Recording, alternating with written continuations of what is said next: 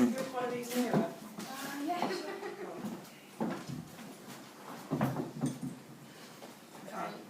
Come on, Chloe. Do you want to do it? It's fine. Hello. Hello. Hello. Okay, I'm going to start. Yeah. We've been working on some collaborative stuff. Here is what we were sent, telling us what to do, which was great to be told what to do. I enjoyed that.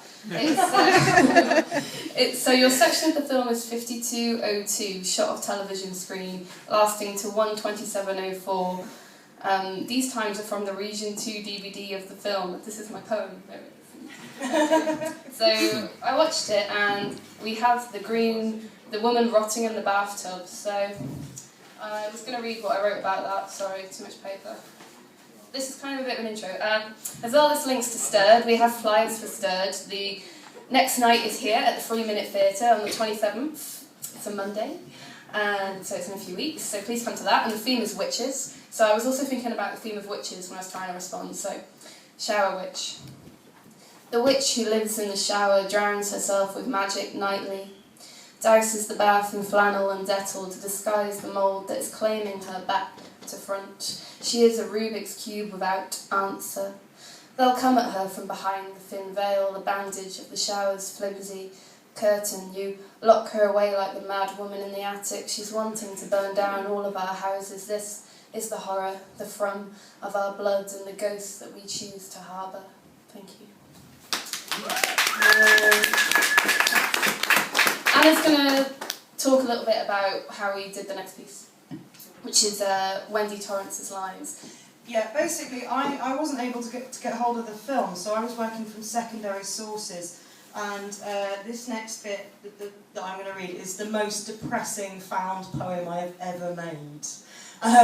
When we were talking about this, the main thing that came out of it is that we wanted to give Wendy some other kind of narrative, some agency.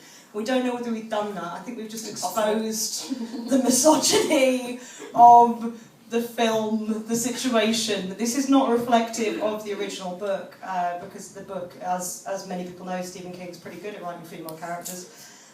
He's really cool. I love Stephen King and The Shining, and he has a great introduction to it, which I got the last line of that piece from, where he talks about the ghosts that we choose to harbour and how we do have real ghosts within ourselves. It's really cool. Yeah, exactly. So basically what I did is I went to IMDb and to the character page for Wendy, and then what I did is I cut out all the dialogue from Jack and Danny, and then one or two of the lines that are sort of in conversation with them, that are longer lines, and basically what I got is what I called Scared Wendy. And I'm just going to read a little bit of it, because it's really unrelentingly horrible. I've got the whole thing, if people want to see it. So, crying, stay away from me, I just want to go back to my room. Well, I'm very confused and I just need time to think things over. Please, don't hurt me. Stay away from me. Stay away from me. Don't hurt me. Stay away. Stop it. I just wanted to talk to you. I can't really remember. I don't know. Well, I think maybe he should be taken to a doctor. Yes, as soon as possible. It just goes on like that. It's all of the lines that are from this character that are supposed to be, famous quotations from this character are just her being terrified or her talking about one of the other male characters. So yeah, it does not pass the Bechdel test at all. So from that, we created another narrative. We were talking about Wendy and who she is, and then we kind of started with her name, Wendy, and the fact that that's from Peter Pan. So it's a name created by a man for a woman, and it's not really got any history. It's not got like any other meaning than the fact that it's like this Wendy bird character who's like very nurturing and whatever. So like I looked up Peter Pan and took Wendy's story. She tells it to the Lost Boys, and I thought we'd intercut that with the dialogue you just heard and see what kind of Wendys we are dealing with here. What is the nature of a Wendy? Yeah. So, and it's called The Truth About Mothers, which is a line from the Wendy story, and I thought that was quite ironic, thinking about Wendy as a mother and how the anger she's allowed in the film, it comes from being a mother. That's the anger she's allowed. It's not really for herself, it's for her son. She's to protect her. So, how the fuck are we going to do this again? I thought you were starting and then I was doing the next line. Alright, you're going to be the terror still, is that alright? Yeah, I'm being the terror. Alright, I'll be Wendy. So, column 2, Wendy's story, extracted from chapter 11, Peter Pan. They were married, crying, "Stay away from me." And what do you think they had? I just want to go back to my room. The gentleman's name was Mr. Darling. Well, I'm very confused And her name was Mrs. Darling. I just need time to think things over. They were married, you know.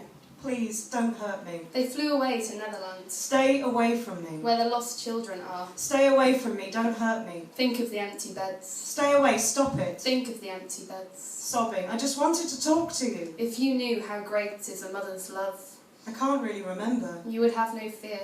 I don't know. Now I want you I think maybe to consider the feelings he should be taken to a doctor. of the unhappy parents with all their children Yes, flown away. as soon as possible. Thank you.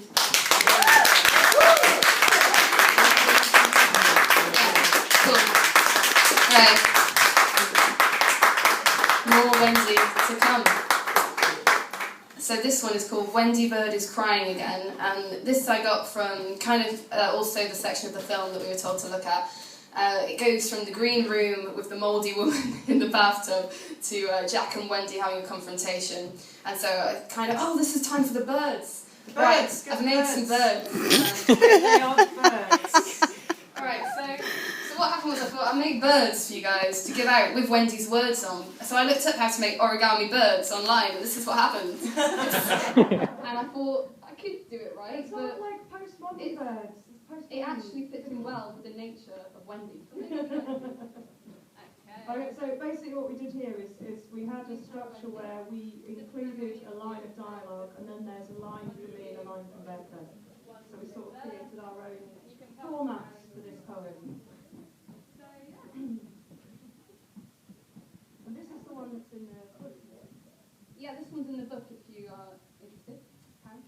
Alright, Wendy Bird is crying again. Wendy's being lied to again, she can taste it. She checks for the flavour with questions. Nobody told her a time to lie to you. She spits when the iron comes and it is clear. Anything there at all. There, are you sure it was the right room? Anything there. What were you thinking, taking your family away for winter like a squirrel with nuts? Look at your harvest now, your eyes are weeping. Willows full of birds that couldn't fly.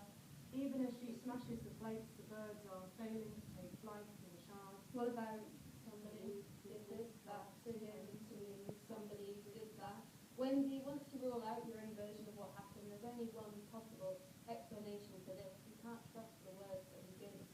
She can't rely on the version that came between sleeping and waking. Only one explanation, your